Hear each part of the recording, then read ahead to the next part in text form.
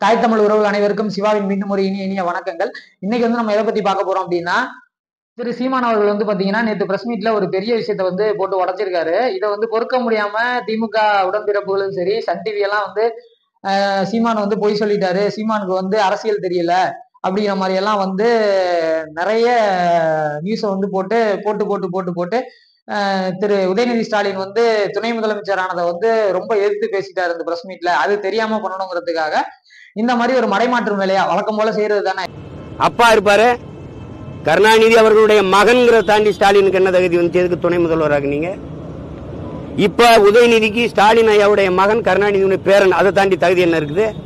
எதுக்கு துணை முதல்வராகிறீங்க? இதான் உலகத்துல கொடிய சனாதனம். வீட்டுக்குள்ள கொடிய சனாதனத்தை வச்சுக்கிட்டு நாட்டுல சனாதனத்தை எதிர்க்கிறார். எதிர்க்கிறார் என்னது சனாதனம்னா என்ன? முதல்ல சொல்லி. இதுதான் சனாதனம். பிறப்பினாலேயே கருணாநிதிக்கு பேரனா பிறந்தது, ஸ்டாலினுக்கு மகனா பிறந்ததுனாலேயே துணை முதல்வராக தகுதி வந்திருக்கு பாரு. இதான்டா சனாதனம். இதான் சனாதனம். வேற என்ன சனாதனம் எங்க இருக்கு? என்ன தகுதி இருக்கு? செங்கல் காட்டிட்டாருங்கிறான். செங்கல் வச்சது யாரு? வச்சது யாரு? எய்ம்ஸ் மருத்துவமனைக்கு வச்சது யாரு? காங்கிரஸ், திமுக, பாமக எல்லாம் கூட்டணியில் இருக்கும்போது அந்த மந்திரி சபையில இருந்த மருத்துவத்துறை அமைச்சர் அந்த எங்க ஐயா அன்புமணி வச்சது அந்த கல்லு. எய்ம்ஸ் மருத்துவமனைக்கு அடிக்கல் நாட்டின பெருமகன் அவர் தான். கூட இருந்தது காங்கிரஸ், நீங்களும். இத்தனை ஆண்டுகள் ஆயிடுச்சு கட்டளை. இப்ப 39 உறுப்பினர் போன முறை கொண்டு போனீங்க, இந்த முறை 40. என்ன பண்ணிட்டு இருந்தீங்க? பேசி கட்ட சொல்லாம என்ன பண்ணிட்டு இருந்தீங்க? அடிக்கல் நாட்டின பிறகு அதுக்கு பிறகு எத்தனை முறை உங்க ஆட்சி இருந்தது? எத்தனை நாள் இருந்தது? 9 ஆண்டுகள் இருந்தது. காங்கிரஸ் 10 ஆண்டுகள் ஆண்டுச்சு. மன்மோகன் சிங் தலைமையில் கட்டாம என்ன பண்ணீங்க? அந்த ஒத்த செங்கல் இருந்துச்சு, அதையும் எடுத்துட்டு போய் திருடிட்டு போயிட்டீங்க. கேட்டா ஒத்த செங்கல் புரட்சிங்கிறீங்க. என்ன ஒற்றை வைக்கல் புரட்சி? மாசானு புக்காக்கள் பண்ண புரட்சி அது? செங்கல் திருட்டு போயிடுவீங்க. நீங்க ஒத்த செங்கலையும் திருடிட்டு போயிட்டு இதுல பெரிய ஒற்றை செங்கல் புரட்சி வெளியில சொல்லாதீங்க. கேவலமா இருக்கு, கேவலமா இருக்குது. 150 கோடி ரூபாய் ஒதுக்கீடு செய்த என்ன திட்டம்னா, டெல்லியில எய்ம்ஸ் போன்ற நிறுவனம் அதை இங்கே வர வேண்டும், இங்கே கொண்டு வர வேண்டும் என்று அந்த நோக்கத்திலே ரொம்ப ரொம்ப கடினமா சண்டை போட்டு கொண்டு வந்தேன்னா, இந்த திட்டம்லாம் வட இந்தியாவில் தான் கொடுக்கணும். அப்படி கொண்டு வந்து அப்ப நான் இங்க மதுரைக்கு வந்து தோப்பூர் பகுதியில் 100 ஏக்கர். ஏன்னா அப்போ இந்த பணத்தை ராஜாஜி மருத்துவமனைக்கு இங்க இருக்கிற அது சின்ன இடம், 19 ஏக்கர் தான் இருக்கு. அதுல நெரிசல் இல்லை. அதனால நான் சொன்னேன், எனக்கு கொஞ்சம் வெளியில எடுத்துட்டு போனீங்கன்னா மிகப்பெரிய ஒரு மருத்துவமனை கட்டி 1000 படுக்கைகள் உள்ள மருத்துவமனை, 1000 பெட். அப்போ நான் சொன்னது கட்டுங்க, இது வந்து வளர்ச்சி பெறும். இப்போதைக்கு 150 கோடி, போக போக 1000 கோடி ஒதுக்கீடு நிச்சயமா நான் ஏற்பாடு செய்யறேன் அப்படின்னா இந்த திட்டம் தொடங்கணும்.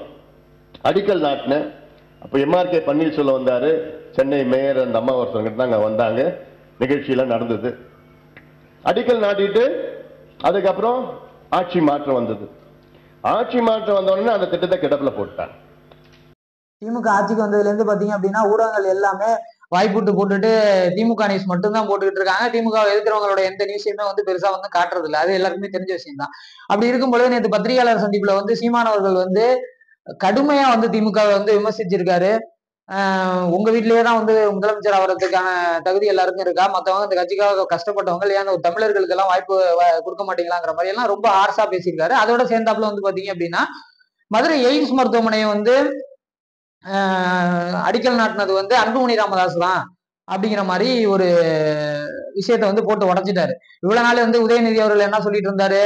பிரச்சார கூட்டங்கள்லயும் சரி, திமுக வந்து ஆட்சிக்கு வர முன்னாடி அனைத்து கூட்டங்கள்லயும் வந்து அவர் சொன்னது வந்து என்ன அப்படின்னா, மதுரை எய்ம்ஸ் மருத்துவமனை வந்து அதிமுக வந்து அடிக்கல் நாட்டினாங்க, சென்ட்ரல்ல வந்து பிஜேபி இருந்தாங்க, இது வரைக்கும் வந்து அந்த திட்டத்தை வந்து எடுத்து நடத்தவே இல்லை, செய்யவே இல்லை அப்படிங்கிற மாதிரி பெரிய குற்றச்சாட்டெல்லாம் வச்சு மக்கள்கிட்டயே வந்து பெரிய பிரச்சாரத்தை இது பண்ணி அது மூலியமா தான் கிட்டத்தட்ட திமுக ஆட்சிக்கே வந்த மாதிரி எல்லாம் வந்து திமுக உடன்பிறப்புகள்லாம் வந்து பேசிட்டு இருந்தாங்க. அப்படியெல்லாம் இருக்கும் பொழுது நேற்றைய வந்து பிரஸ் மீட்ல வந்து சீமான் அவர்கள் என்ன சொல்லிட்டாரு அப்படின்னா, இது வந்து 2009லயே வந்து அன்புமணி வந்து எய்ம்ஸுக்கான இதை வந்து அடிக்கல் நாட்டினது. அப்ப வந்து 2009ல ஆட்சியில இருந்தது திமுக தான். அப்போ வந்து சென்ட்ரல்ல இருந்தது காங்கிரஸும் திமுகவும் இருக்கும் பொழுது அடிக்கல் நாட்டின செங்கல்ல தான் உதயநிதி வந்து தூக்கிட்டு வந்துட்டாரு அப்படிங்கிற மாதிரி ஒரு குண்டை தூக்கி போட்டார். இது வந்து என்ன சொல்லிட்டாங்க அப்படின்னா, இல்ல சீமானுக்கு வந்து வரலாறு தெரியல, இது வந்து அடிக்கல் நாட்டினது வந்து எடப்பாடி பீரியட்ல இவங்க வந்து பிஜேபி வந்து சென்ட்ரல்ல இருக்கும் பொழுதுதான் அப்படிங்கிற மாதிரி சொல்லியிருந்தாங்க. உண்மைனா நடந்தது என்ன அப்படின்னா 2009லயே ஃபர்ஸ்ட் ஒரு செங்கல்ல வந்து அடிக்கல் நாட்டிட்டாங்க. திரு மதிப்பிற்குரிய அன்புமணி ராமதாஸ் அவர்கள் சுகாதாரத்துறை அமைச்சரா இருக்கும் பொழுதே அவர் போராடி அவர் கூட ஒரு கூட்டத்துல கூட சொல்லியிருப்பாரு, மதுரையில் நடந்த கூட்டத்துல கூட சொல்லியிருப்பாரு.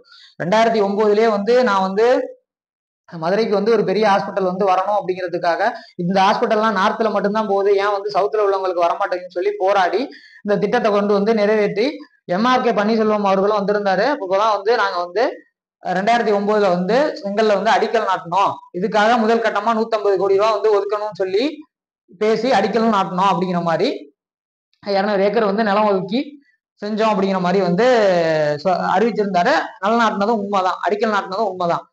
ஆனா அதுக்கப்புறம் உடனே ஆட்சி வந்து மாறிடுச்சு. ஆட்சி மாறினதுக்கு அப்புறம் என்ன பண்ணிட்டாங்க அப்படின்னா 2014ல வந்து திரும்ப அந்த செங்கல்ல பாசி பிடிச்ச செங்கல்ல சுரண்டிட்டு திரும்ப என்ன பண்ணாங்க, இவங்க எடப்பாடி அவர்கள் பீரியட்ல வந்து பாத்தீங்கன்னா பிஜேபி சென்ட்ரல்ல இருக்கும் பொழுது அடிக்கல திரும்ப நாட்டினாங்க. அந்த அந்த செங்கல் அப்படியே அங்கேயே கடந்துட்டே இருந்துச்சு ரொம்ப நாளா. இதை தான் வந்து உதயநிதி அவர்கள் தூக்கிட்டு வந்து வச்சுக்கிட்டு தேர்தல் பிரச்சாரத்துல எல்லாம் எய்ம்ஸ் வந்து கட்டவே படலை அப்படிங்கிற மாதிரி வந்து பிரச்சாரம் பண்ணாங்க. இப்படி எல்லாம் இருக்கும் பொழுதுதான் இப்ப நேற்று சீமான் அவர்கள் என்ன சொல்லியிருக்காரு, சரி 2009ல திரு அன்புமணி அவர்கள் அடிக்கல் நாட்டாதாவே இருக்கட்டும், அதுக்கப்புறம் 2014-18ல அவங்க பண்ணாங்கல்ல, அதுக்கப்புறம் ஆட்சியில இருக்கும் பொழுது நீங்க 39 எம்பி வச்சிருந்தீங்கல்ல, அந்த 39 எம்பி வந்து எம்பியை சேர்ந்து என்ன பண்ணிட்டு இருந்தாங்க, சென்ட்ரல்ல கேட்டு அந்த இதை வாங்க வேண்டியதானே, எய்ம்ஸை வாங்கி அதை கட்டி முடிக்க வேண்டியதானே. இப்ப 10ஆவதுக்கு 39 எம்பியோட சேர்த்து இன்னொரு எம்பியும் சேர்த்து அடிஷனலா 40 எம்பியை வந்து கொடுத்துருக்கோம். 2024ல 40 எம்பி ஆகி நீங்க எவ்வளவு நாள் ஆகுது, என்ன எண்ணத்தை கேட்டீங்க, யாராவது ஒருத்தராவது பேசிருக்கீங்களா, ஏன் எய்ம்ஸ் மருத்துவமனை இன்னும் வரல அப்படிங்கிற மாதிரி கழுவி சீமான் அவர்கள் வந்து ஊத்திட்டார். இதை பொறுக்க முடியல. மேலும் வந்து பாத்தீங்கன்னா உதயநிதி வந்து துணை முதலமைச்சரானதை கடுமையா விமர்சிச்சிருக்காரு.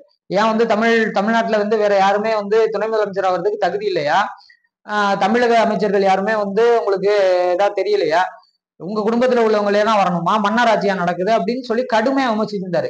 இது வந்து இதுவரைக்கும் எந்த ஊடகமும், அதாவது மெயின் ஸ்ட்ரீம் மீடியா என்று சொல்லக்கூடிய ஊடகங்கள் எதுவுமே பண்ணல. யூடியூப் சேனல்ல எல்லாம் வந்து பாத்தீங்க அப்படின்னா நிறைய பத்திரிகையாளர்கள் வந்து இதை பத்தி எதிர்த்து பேசியிருந்தாங்க. ஒரு சில வந்து திமுகவுக்கு வழக்கம் போல சொம்படிச்சிருந்தாங்க. இருந்தாலுமே பெரிய ஊடகங்கள்ல வந்து எந்த ஊடகங்கள்லயுமே இதை வந்து மற்ற தலைவர்களோ யாரோ வந்து விமர்சிச்சதாவோ என்ன மாதிரியான ஒரு வீடியோவுமோ இல்ல ஒரு செய்தி குறிப்புகளுமோ எதுவுமே இடம்பெறல. அப்படி இருக்கும் பொழுது நேற்று கடுமையா பேசிட்டாருங்கிறது, பிரஸ் மீட்ல பேசிட்டாருங்கும் பொழுது அதை ஒரு சில ஊடகங்கள் வந்து போட ஆரம்பிச்சோன்னே இதை மறைமாற்றணும், இதை எப்படி மறைக்கணும் அப்படிங்கிறதுக்காக திரு சீமான் அவர்கள் வந்து பொய் சொல்லிட்டாரு, எய்ம்ஸ் மருத்துவமனைக்கு அடிக்கல் நாட்டினது வந்து எடப்பாடி பீரியட்ல தான், அன்புமணி எல்லாம் பண்ணல, இவருக்கு வந்து வரலாறு தெரியல அப்படி இப்படிங்கிற மாதிரி கடுமையா வந்து சன் டிவி போன்ற ஊடகங்களும் சரி, இன்னும் ஒரு சில திமுக சொம்புதுக்கி ஊடகங்களும் வந்து இதை வந்து கடுமையா மறைச்சிருக்காங்க. மறைச்சு சீமான் மேல வந்து ஒரு கெட்ட பெயரை உருவாக்கும் விதமா அவருக்கு வந்து அரசியல் தெரியாதுங்கிற மாதிரி சொல்ல போனா தோண்டி ஒவ்வொரு உண்மையா எடுக்கிறாங்க. இது வந்து இப்ப ஒரு 10 வருட காலங்கள்ல நடந்ததுதான் இது. இந்த செய்தி வந்து அனைத்து யூடியூப் சேனல்லையுமே இருக்கு. அன்புமணி ராமதாஸ் பேசின வீடியோ எல்லாம் இருக்கு. அன்புமணி ராமதாஸ் அடிக்கல் நாட்ட போறாருன்னு சொல்லி இன்னைக்கு எந்த சேனல் வந்து அடிக்கல் நாட்டினது வந்து எடப்பாடி பீரியட்ல தான் சொன்னாங்களோ அதே சேனல்கள்லாம் வந்து இதே நியூஸை வந்து ஒளிபரப்பியிருக்காங்க. எப்ப 2009ல வந்து அடிக்கல் நாட்டும் பொழுது இன்று வந்து மதுரையில வந்து அடிக்கல் நாட்டுறாங்க எய்ம்ஸ் மருத்துவமனைக்கு. 2009ல இதே சேனல் வந்து பாத்தீங்க அப்படின்னா நியூஸ் விட்டுருக்காங்க. நீங்க இன்னும் போய் யூடியூப்ல போய் அன்புமணி ஸ்பீச் அப்படின்னு சொல்லி போட்டீங்கன்னா, எய்ம்ஸ் ஸ்பீச்னு சொல்லி போட்டீங்கன்னாலே வருது. இப்படி எல்லாம் இருக்கும் பொழுது திமுக உடன்பிறப்புகள் எல்லாரும் சேர்ந்து பெருசா முட்டு கொடுக்குறாங்க. உண்மை என்னன்னா 2009ல அடிக்கல் நாட்டினது திமுக பீரியட்ல காங்கிரஸ் சென்ட்ரல்ல இருக்கும் பொழுதுதான். அதுக்கப்புறம் 2 தடவை உங்களை 39 எம்பி கொடுத்து தமிழக மக்கள் அனுப்பியிருக்காங்க. இப்ப 40 எம்பிகள் அனுப்பியிருக்காங்க. எல்லாம் போய் என்ன பண்ணிட்டு இருக்கீங்க, கேட்டு வாங்குங்கய்யா. மீண்டும் சந்திப்போம், இணைந்திருங்கள்.